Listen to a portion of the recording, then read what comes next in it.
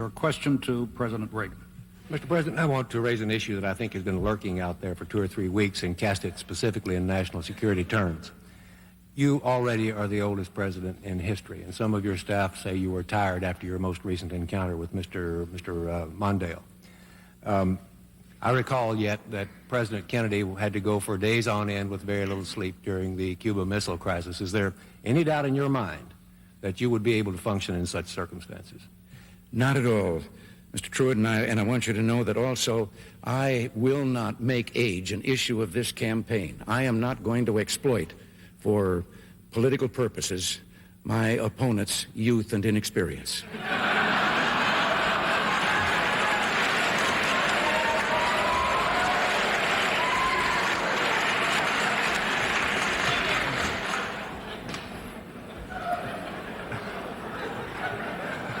If I still have time, I might add, Mr. Truitt, I might add that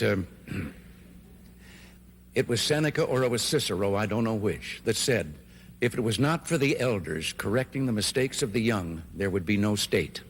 Mr. President, I'd like to head for the fence and try to catch that one before it goes over, but I'll go on to another question.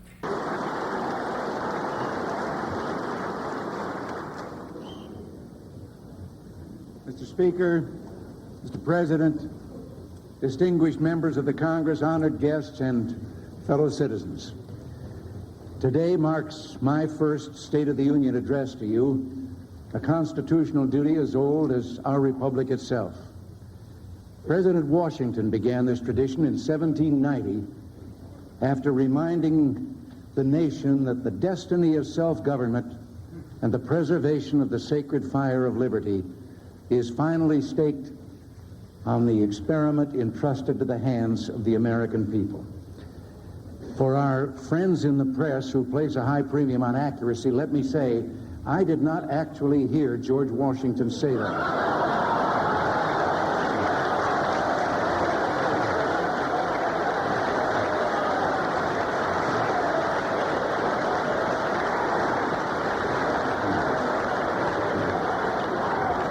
But it is a matter of historic record.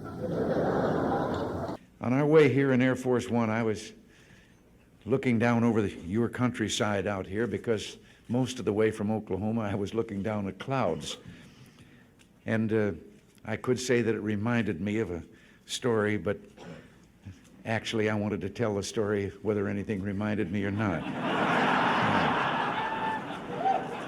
It was about a fella that was driving down a country road, and all of a sudden I looked out, and there beside him was a chicken. He was doing about 45, and the chicken was running alongside. So he stepped on the gas, he got it up to about 60, and the chicken caught up with him and was right beside him again. And then he thought, as he was looking at him, that the chicken had 3 legs. But before he could really make up his mind for sure, the chicken took off out in front of him at 60 miles an hour, turned down a lane into a barnyard. Well, he made a quick turn and went down into the barnyard too, and there was a farmer standing there. And he asked him, he said, did a chicken come past you? And he said, yeah. Well, he said, am I crazy, or did the chicken have 3 legs? And he says, yep, it's mine. He says, I breed 3-legged chickens. And the fellow said, for heaven's sakes, why? Well, he says, I like the drumstick, Ma likes the drumstick, and now the kid likes the drumstick, and we just got tired of fighting for him. And the driver said, well, how does it taste? He says, I don't know. I've never been able to catch one.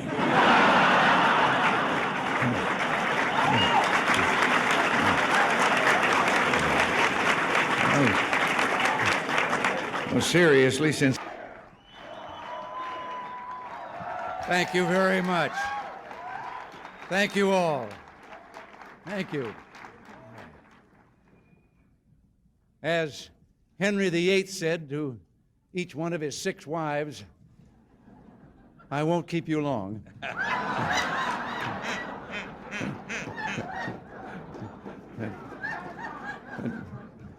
I spoke of the difference between our 2 countries. I try to follow the humor of the Russian people. We don't hear much about the Russian people. We hear about the Russian leaders. But you can learn a lot because they do have a sense of humor, and you can learn from the jokes they're telling. And one of the most recent jokes I found kind of, well, personally interesting. Maybe you might tell you something about their country. The joke they tell is that an American and a Russian were arguing about the differences between our two countries. And the American said, look, in my country, I can walk into the Oval Office, I can hit the desk with my fist and say, President Reagan, I don't like the way you're governing the United States. And the Russian said, I can do that. The American said, what? He says, I can walk into the Kremlin, into Brezhnev's office, I can pound Brezhnev's desk, and I can say, Mr. President, I don't like the way Ronald Reagan is governing the United States.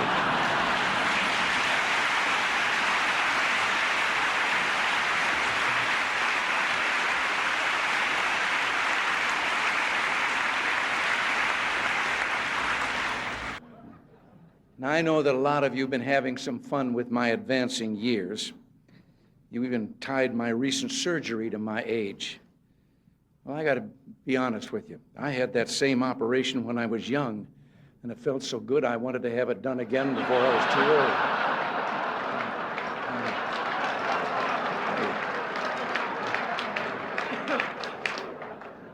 But I am aware of my age. When I go in for a physical now, they no longer ask me how old I am. They just carbon date me. Incidentally, I've got a news item for you. We have a spin-off from our Star Wars research. It's a helmet for me to wear at press conferences. All I do is push a button and it shoots down incoming questions. You have to admit, though, that my attitude is better than linebacker George Atkinson's when he was with the Oakland Raiders. Someone asked him what the player's reaction would be if the press box blew up. He said we'd have 30 seconds of respectful silence and then continue with enthusiasm. Now, honest, I don't feel that way. Maybe once in a while. Nancy, would you like to join me up here please?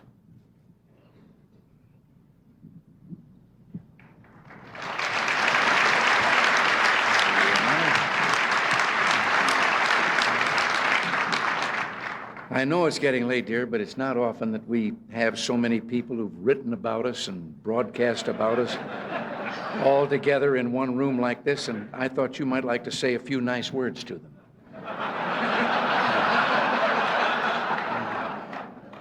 They're all from the press and radio and television. Maybe just a friendly little greeting would do.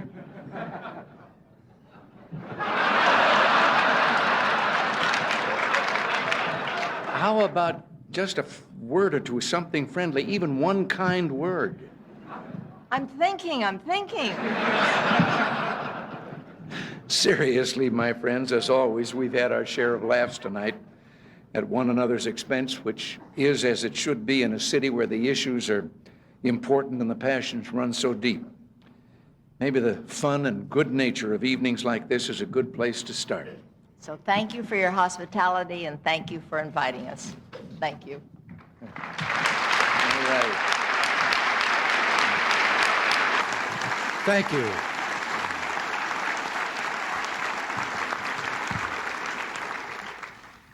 Thank you all so very much.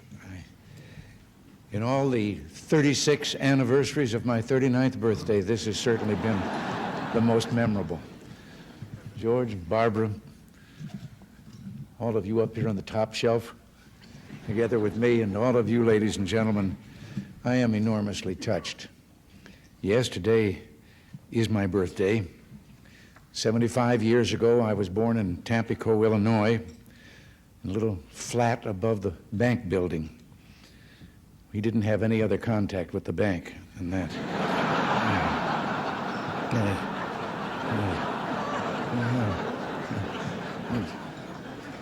Now, here I am, sort of living above the store again.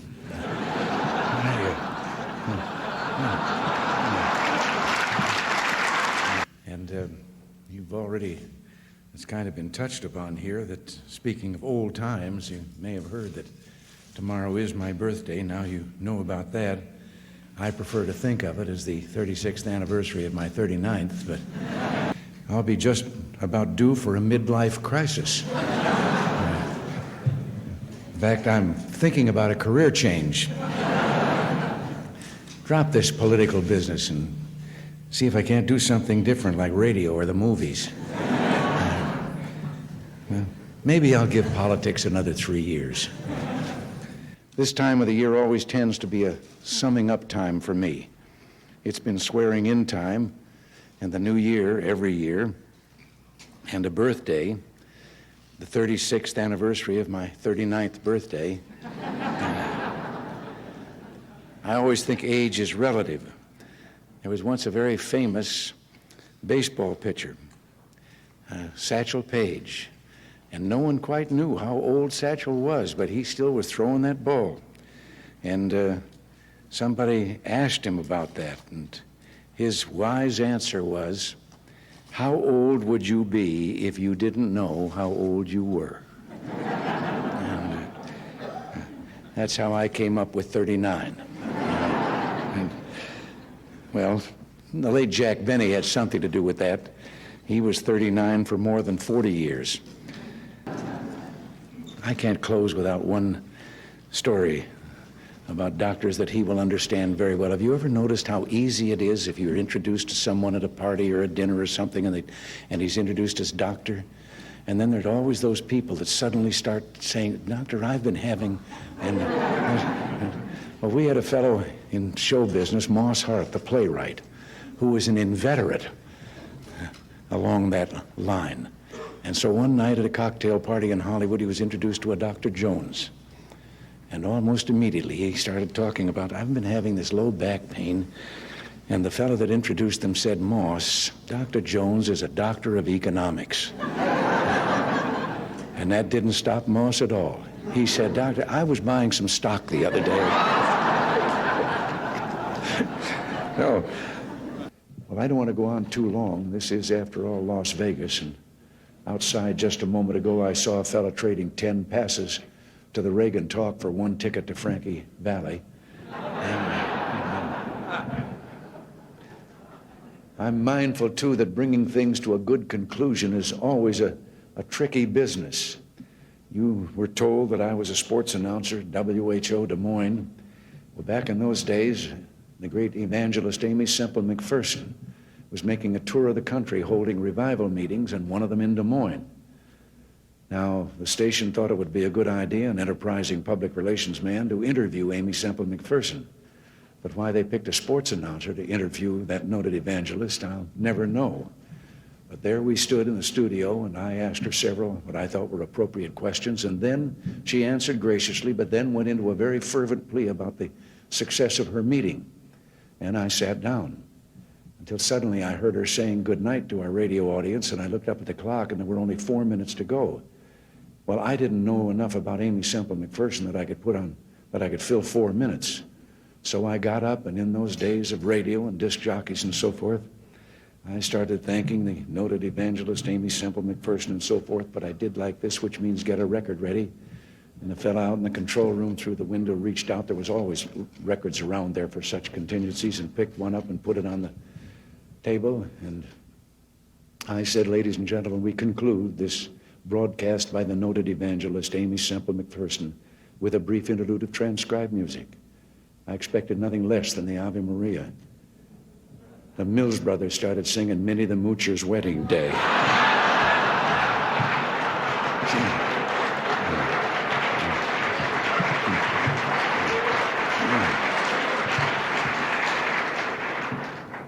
She never did say goodbye. She just slammed the studio door as she went out.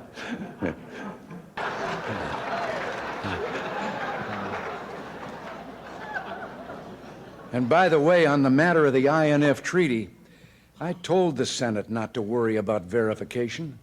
I told them I'd take care of it.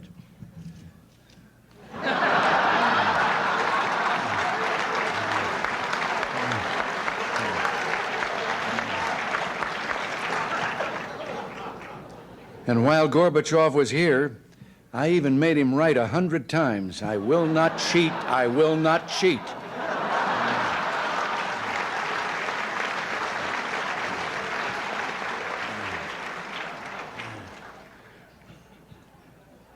Oops.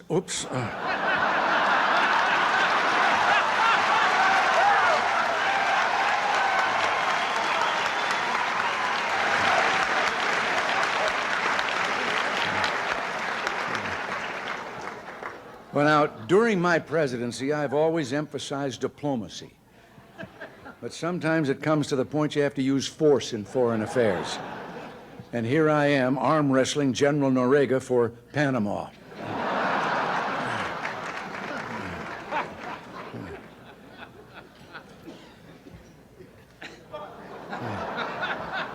We really enjoyed our trip to China, and we're amazed that the population was over 1 billion people. And as you can see here, the lines are terrible.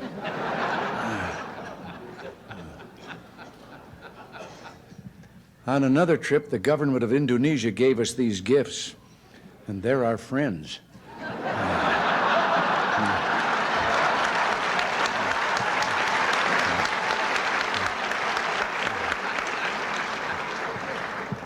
Actually, I love this shirt. I finally found something louder than Sam Donaldson.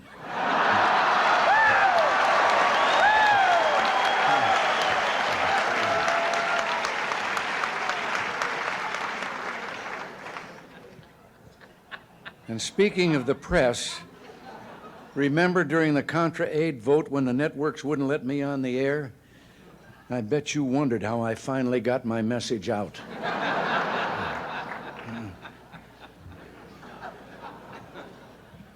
It's no secret that the press and I sometimes don't get along. In addition to my standard ploy of using helicopter noise to avoid reporters' questions, I've now added a new method to avoid questions: tear gas.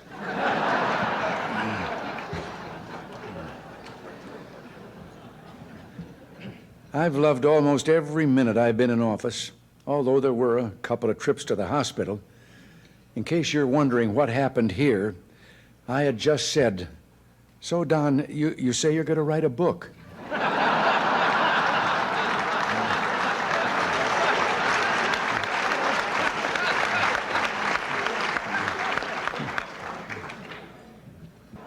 One of my greatest enjoyments is talking to the young men and women who defend us from attack.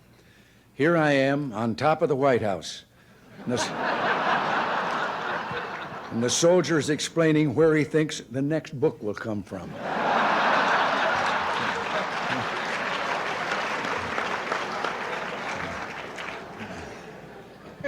It's fortunate that not everything has been spilled in these books, however. I mean, I hope the environmentalists never find out about this one. We used to fly Air Force One over Wyoming low and shoot buffalo from the window.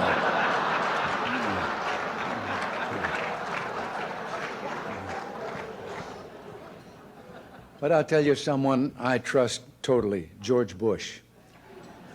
He's been a wonderful vice president, and he'll make an excellent president. And that's why I endorsed him and why I'll work hard for him this fall. Here we are listening to one of his speeches.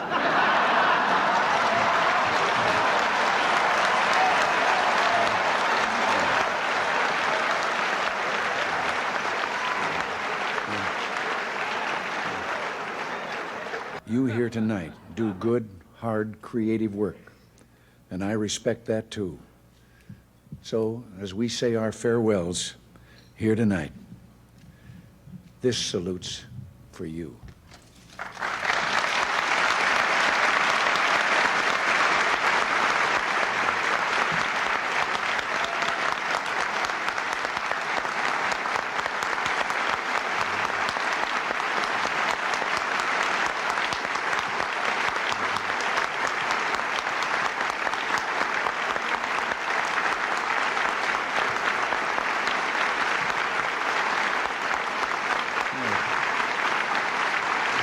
Now,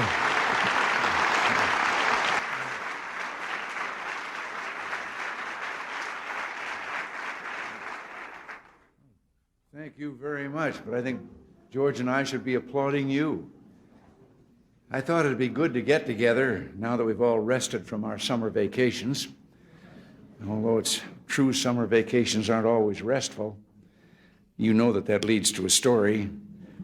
There was a fellow that was on his way to a mountain resort, and a policeman stopped him and said, "Did you know that you're driving without taillights?" And the driver hopped out of the car. He was so badly shaken that the officer took pity on him and said, well, now, wait a minute, calm down. It's not that serious an infraction. The fellow said, it may not mean much to you, but to me it means I've lost my trailer, a wife, and 4 kids.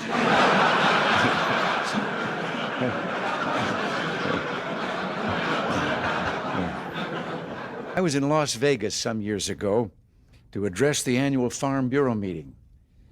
And on my way to the hall, a fellow recognized me and asked what I was doing in Las Vegas. And I told him I was there, what I was there for. And he said, what are a bunch of farmers doing in a place like Las Vegas? And I couldn't resist. I said, Buster, they're in a business that makes a Las Vegas crap table look like a guaranteed annual income.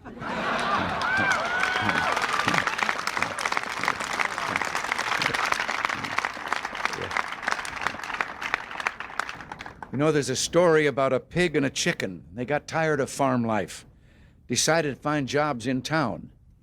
They no sooner arrived in town when the chicken spotted a sign in the window of a restaurant. It said ham and eggs, $1.25. The chicken suggested they go in and apply. And the pig said, wait a minute. For you, this job only requires a contribution. For me, it's a total commitment. You know, I can't resist. I'm accused, and certainly some elements accuse me of too much of telling anecdotes and so forth. But I think it'd be appropriate before I say anything else that one of my favorite stories about government had to do with an employee who sat at a desk and papers came to his desk. He read them and determined where they were to go and initialed them and sent them on. And one day a classified document came there, but it came to him, so he read it, initialed it, and sent it on. 24 hours later, it came back to him with a note attached that said, you weren't supposed to see this. Erase your initials and initial the erasure.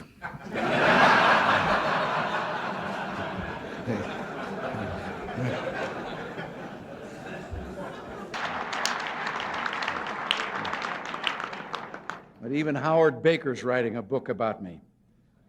It's called 3 by 5, The Measure of a Presidency.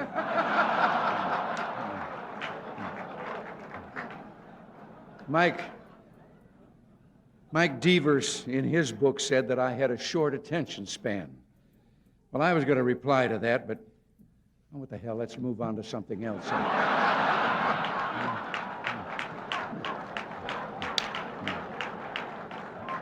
Now,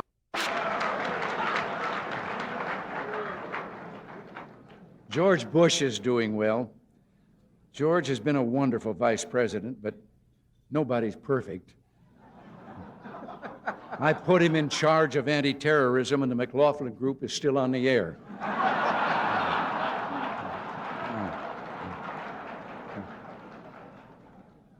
But with so much focus on the presidential election, I've been feeling a little lonely these days. I'm so desperate for attention, I almost considered holding a news conference.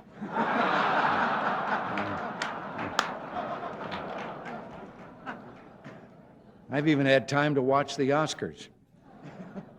I was a little disappointed in that movie, The Last Emperor. I thought it was going to be about Don Reagan.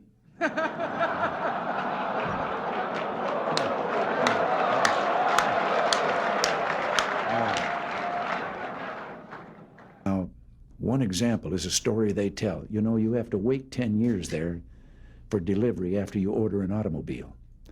And so a fellow had finally gotten the money together and was going to buy an automobile. Only about 1 out of 7 families have them in that country.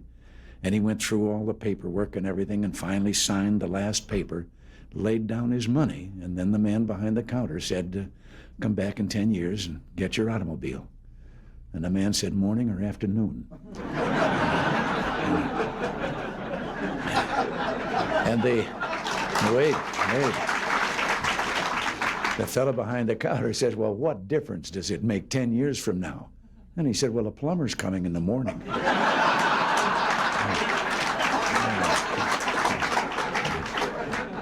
I know that some of you are no beginners when it comes to writing headlines. Reminds me a little bit of a cub reporter. You knew that something would remind me of a story.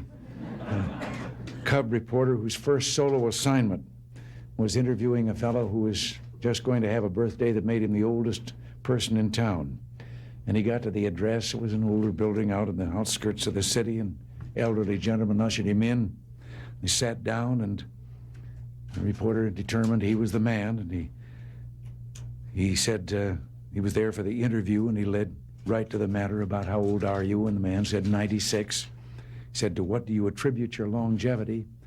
And the fellow said, I don't smoke, drink, or run around with wild women. And at that moment, there was a crash from upstairs. And the reporter looked up, and he said, what was that?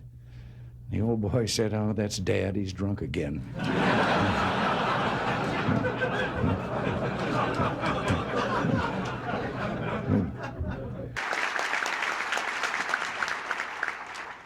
You know, there was a time that being a Republican in this area of the country felt a little bit like being Gary Cooper in High Noon, outnumbered in a big way. I remember the story of the fellow here a while ago who was running for Congress as a Republican. He stopped by a farm to do some campaigning, and when the farmer heard he was a Republican, his jaw dropped, and he said, wait right here. He said, while I get Ma. She's never seen a Republican before. So he got Ma, and the candidate looked around for a podium to give his speech from. The only thing he could find was a pile of that stuff that Bess Truman took 35 years trying to get Harry to call fertilizer. So he got up on the mound, and when they came back, he gave his speech. End of it, the farmer says, that's the first time I've ever heard a Republican speech. Candidate said, that's the first time I've ever given a Republican speech from a Democratic platform.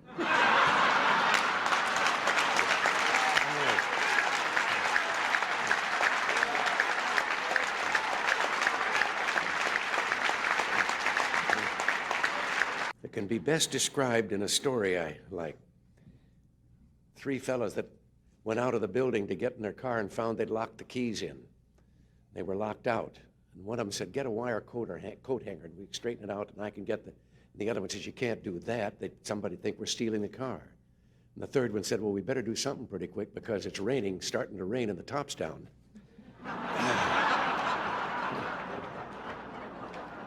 This convention brings back so many memories to a fellow like me. I can still remember my first Republican convention. Abraham Lincoln giving a speech that sent tingles down my spine. No, I have to confess I wasn't actually there. The truth is, way back then, I belonged to the other party. Seems that 25 of San Francisco's top bootleggers, this is a little story to illustrate what I've just said about candor. They were arrested back there in those days of the Volstead Act, and as they were being arraigned, the judge asked the usual question, of course, about their occupation. And the first 24 were all engaged in the same professional activity. Each claimed he was a realtor. And then he got to the last one, the 25th, and says, and what are you? He asked the last prisoner, and the fellow says, Your Honor, I'm a bootlegger. And the judge, he was surprised, but he laughed, and he said, well, how's business? He said it'd be a lot better if there weren't so many realtors around. President Alfonso and I have much in common. We both have gone through many campaigns and asked for votes from many different kinds of people. Down in Texas during the 1976 primary, they had me out knocking on doors. And I remember one kind of rural area. I'd been governor of California, but I wasn't all that well known in Texas. And I knocked on the door, and an old fellow in his undershirt and jeans came to the door, and I told him I was running for president. And having been in the occupation I'd been in for a number of years, I was kind of surprised when he asked me what I'd done for a living. And I told him I'd been an actor, and then he asked me what my name was. And I thought, well, maybe if I give him a hint. And so I said, well, my initials were RR. And with that, a face lit up, and he turned and he ran back into the house, and he was yelling, Ma, Ma, come on out here quick. Roy Rogers is outside.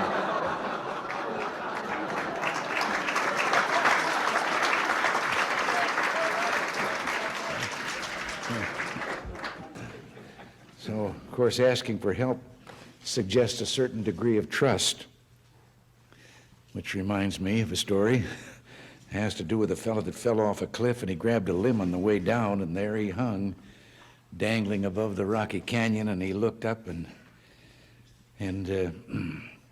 didn't see anyone, and he finally shouted out, "Oh, Lord, if you're up there, tell me what to do." And a moment later, a voice came booming down from the heavens that said, "If you have faith, let go." Well, he took another look down at those rocks 200 feet below, then looked up again and says, "Is there anyone else up there?"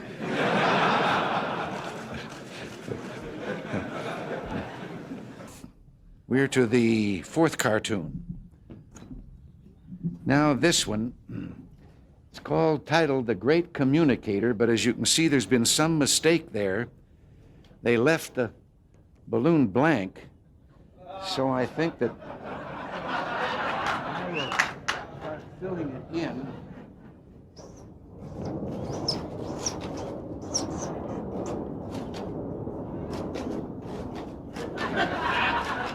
I forgot what I was going to say.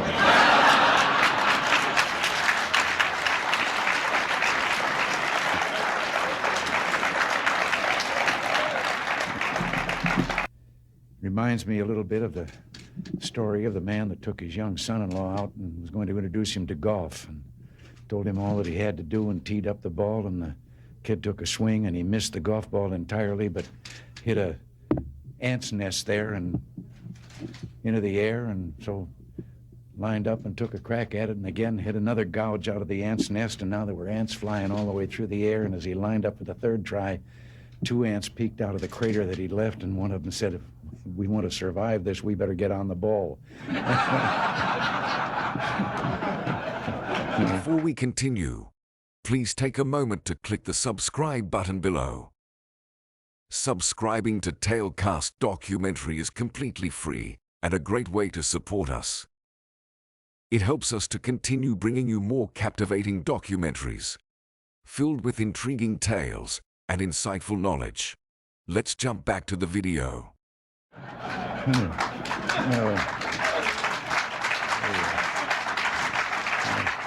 Being a former Democrat myself, I know how difficult it is. We're proud to have you all with us. I have to tell you that I had started working for the party before I got around to joining it.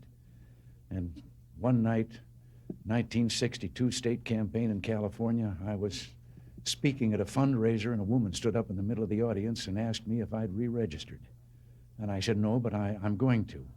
She said, "I'm a registrar." She walked right down the middle aisle, put the paper up, and I signed up, and then said, "Now, where was I?"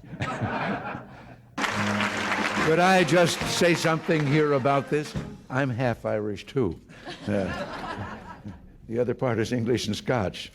But I just can't help but telling you, and you can take this with you as I'm going to take this with me.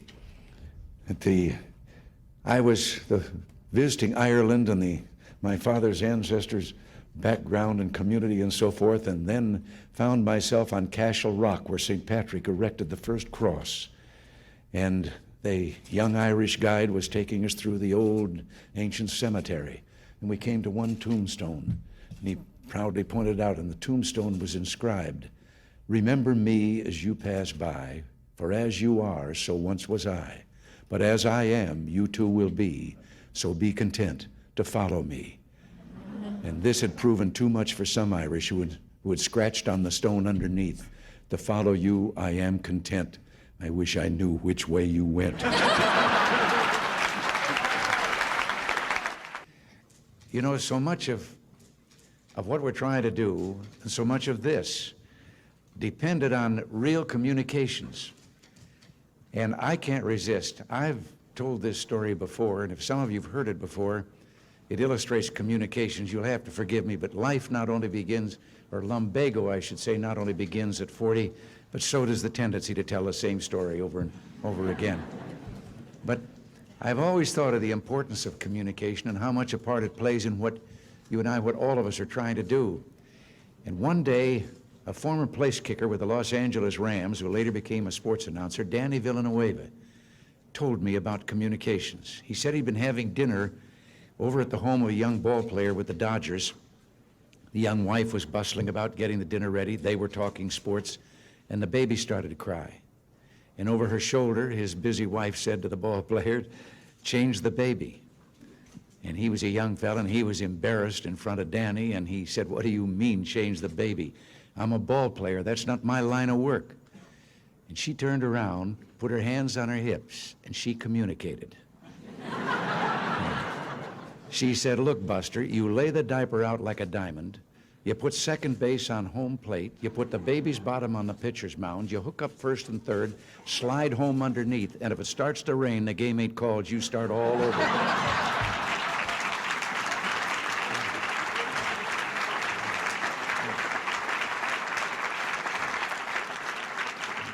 Something else I have to interject here, although this is not an occasion for humor.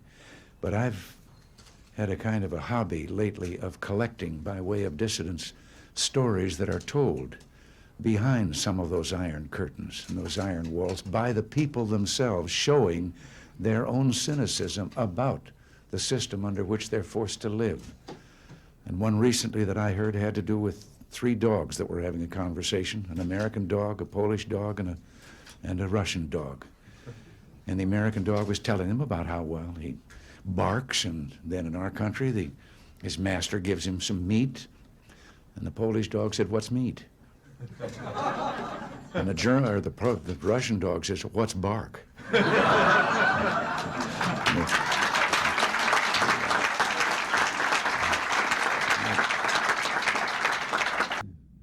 Reminds me of a story. In case you were wondering, this is my way of sliding into a story. Many of you here work on East-West trade issues, and I like to collect stories that I can verify that the Russian people tell among themselves, so I'm going to tell you this one. It's about General Secretary Gorbachev. Seems that as part of the campaign to straighten things out there in his country, he had issued an order that everyone caught speeding or seen speeding should get a ticket, no matter how important they might be. Well, one morning he was out at his country home and realized that he was running late for a meeting that he had in the Kremlin, and he went out to get in his car and told the driver to get in the back seat that he'd drive. And he did, and down the street he went, and they passed 2 motorcycle policemen, and the one of them took off after him. And a little while later he came back and joined his companion, the other motorcycle officer, and the fellow said, "Did you give him a ticket?" And he said, "No." Well, he said, "Why not?" Well, he said, no, this was someone too important. Well, he said, "We were told to give it no matter who it was, that they would get a ticket." No, he says, not that. Well, he said, "Who was it?" Well, he said, I don't know, I couldn't recognize him there. But his driver is Gorbachev.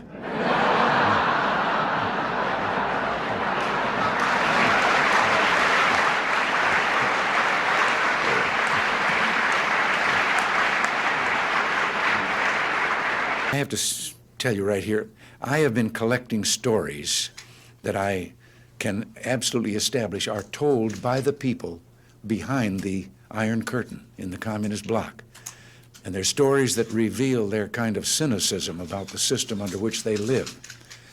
And one of the more recent ones that I heard was about the man walking along the street at night, Moscow. Soviet soldier called to him to halt. He started to run. The soldier shot him. And another man said, "Why did you do that?" Well, he said, "Curfew." Well, he said, "It isn't curfew yet." He said, "I know. He's a friend of mine. I know where he lives. He couldn't have made it."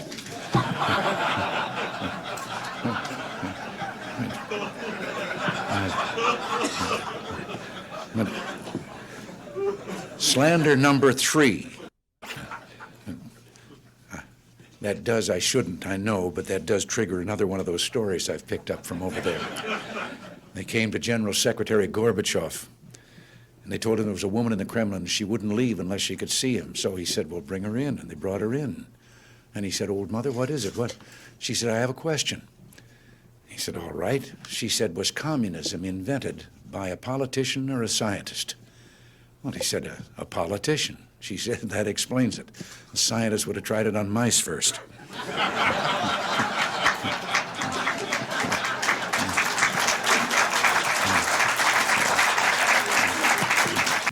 You know, there's a story about a young fellow from the city who hired out to work on a farm during the harvest season. And the first morning, everyone was up well before dawn. The new hired hand and the farmer made their way in the dark out to the oat field, neither one of them saying a word. And finally, the city fellow asked, what kind of oats were they going to cut? Wild oats or tame oats? And the farmer, a little surprised, said, well, tame oats, of course. Why do you ask? Well, he said, I was just wondering why we're sneaking up on them in the dark. There's a story, and I understand it's true. It's about a newspaper photographer out in Los Angeles. Kind of reminds me of Howard. He was called in by his editor and told of a fire that was raging in Palos Verdes. That's a hilly area in the southern part of Los Angeles County.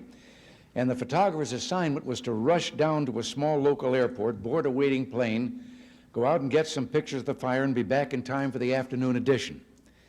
Well, he raced down the freeway, broke all the traffic laws, got to the airport, drove his car to the end of the runway, and sure enough, there was a plane revving up its engines, ready to go. He jumped in the plane shouting, let's go, and they were off. At about 5,000 feet, he began getting his camera out of the bag, told the fellow flying the plane to get him over the fire so he could get his pictures and get back to the paper. And from the other side of the cockpit, there was a deafening silence. And then he heard those words he will always remember. Aren't you the instructor?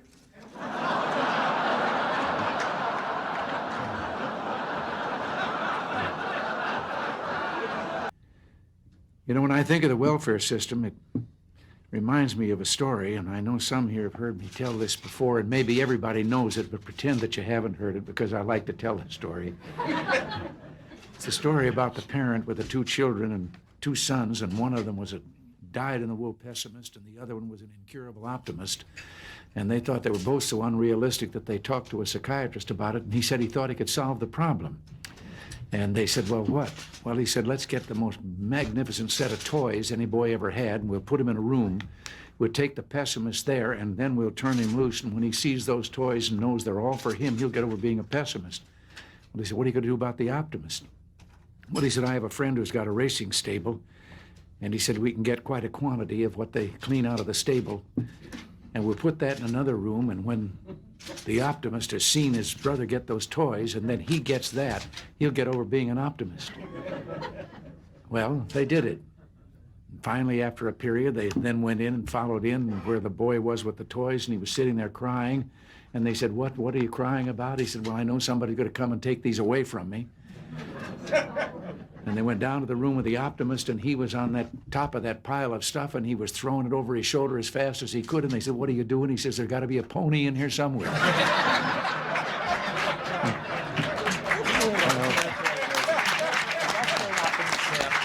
Don't forget to like, share, subscribe, and turn on the notification bell.